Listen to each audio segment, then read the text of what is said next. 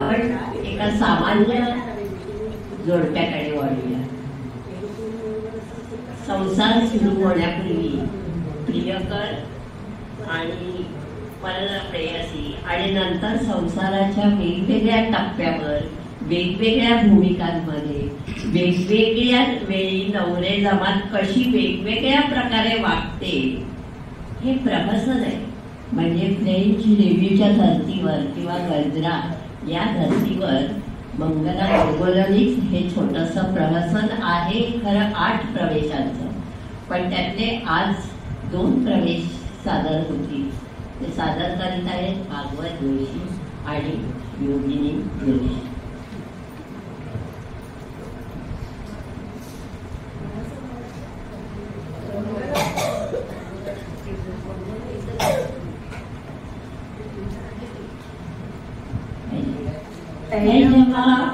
प्रपंच देवा आम्ही खेळ मांडितो तुम्ही द्यावा हात. आमचा खेळ मांडिला लग्नाच्या क्षणी, लग्नाच्या क्षणी काय होते लग्नाच्या क्षणी होते केवळ प्रेम. इकडे प्रेम तिकडे प्रेम चौकडे प्रेम, तळ्यात प्रेम मळ्यात प्रेम खालीवर प्रेम. प्रेम प्रेम प्रेम त्याचा काय द्यावा नेम, प्रेम प्रेम प्रेम त्याचा काय द्यावा नेम.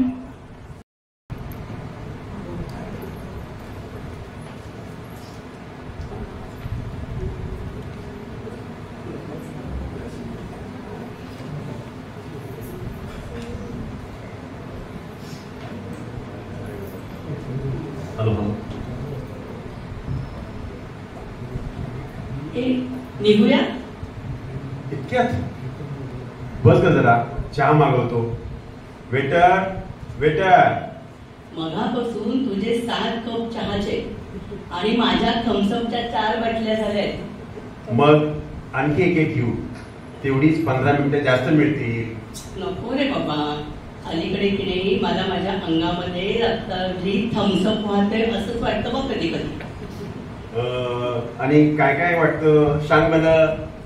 मी थम्सअपच्या समुद्रात गटांगळा खाते, तू चहाचा कप वलवत वलवत माझ्याकडे येतोयस आणि तू पोचायच्या आत थम्सअप नाकातोंडात जाऊन मी मरते असा भास होतो बघ मला.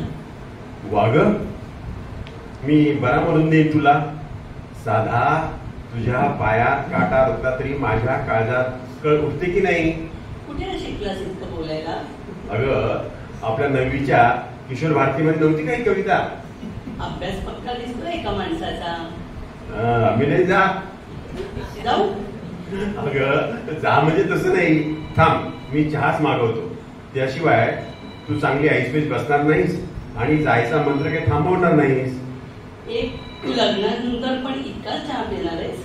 चल ग, आता फक्त तुझ्या बरोबर बसायला मिळावं म्हणून. मग ठीक आहे, नाहीतर मला पाण्याच्या टाकी शेजारी चहाची टाकी बसवावं लागेल.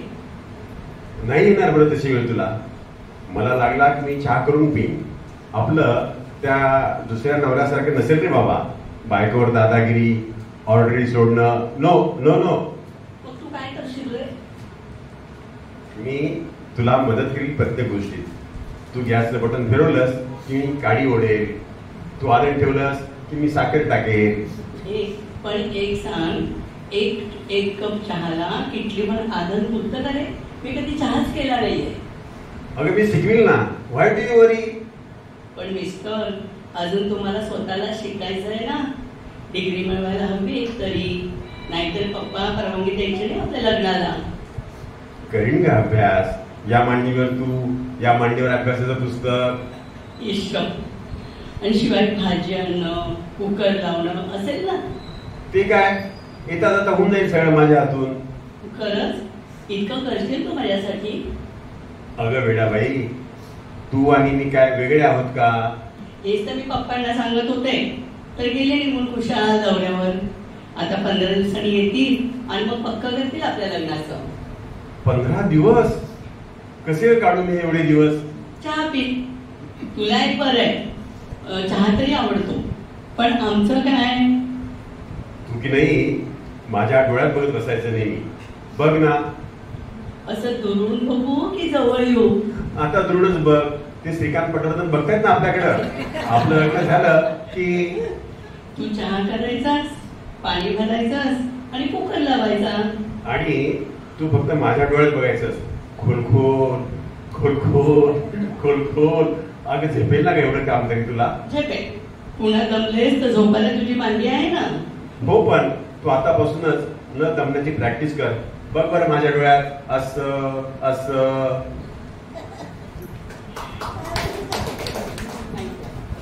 आणखीन एक प्रवेश आले. उलटा प्रवेश आणि पुढे कोण दिसत मंगला बुलबुली.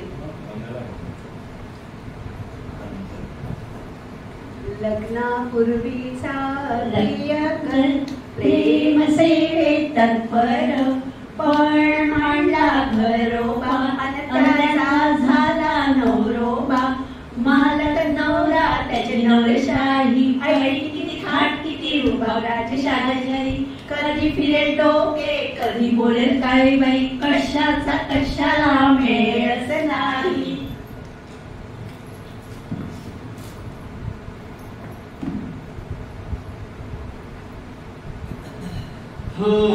पडलं का?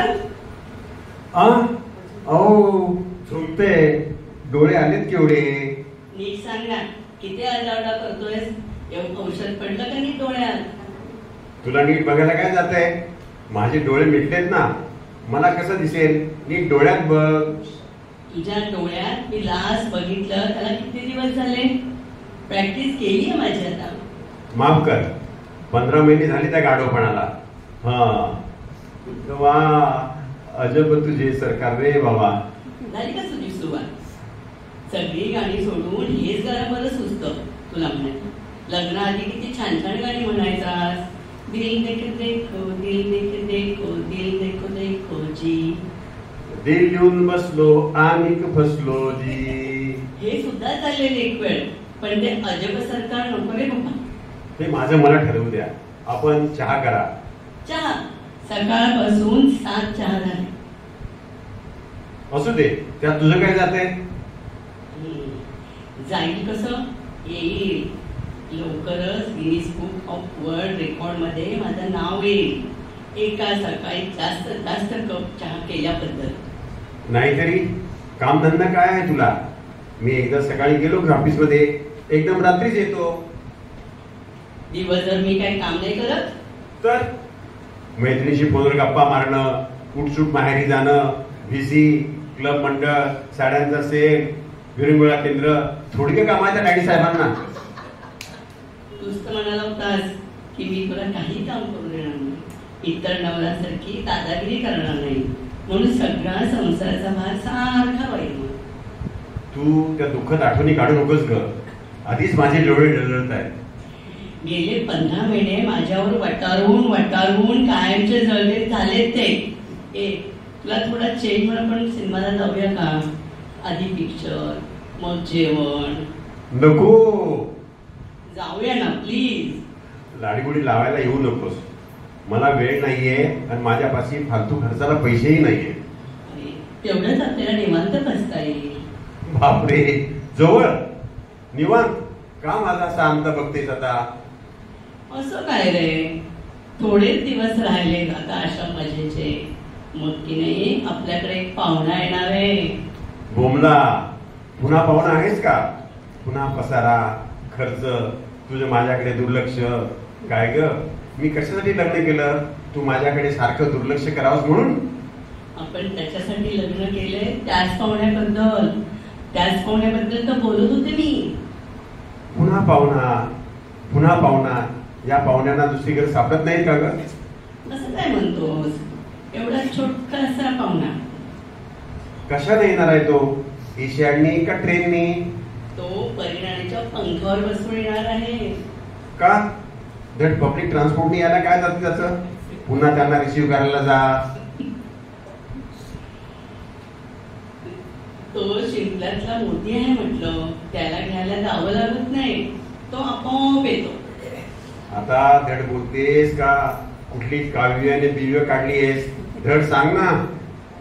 आता काय सांगू कपाल, 15 महिन्यात तुझा असा अवतार झालाय, 15 वर्षांनी आपलं काय होईल रे ह्या संसाराचं? इथे बघ. कशाला? अरे बघ इथे, मी इथे अशी बसते, लोकरीचा पायमोजा विणते, एक उलट एक सुलट लोकरीचा पायमोजा. आता तरी प्रकाश पडतोय का डोक्यात? का खाऊ चिंच? हो, प्रियकर, नवरा आणि आता बाप. बाप कसला हा? बापरे बाप. ए आता माझ्या डोळ्यात बघ ना. नको, माझे डोळे येतील उगाच. त्यापेक्षा थोडी दृष्टी दे रे. कसं?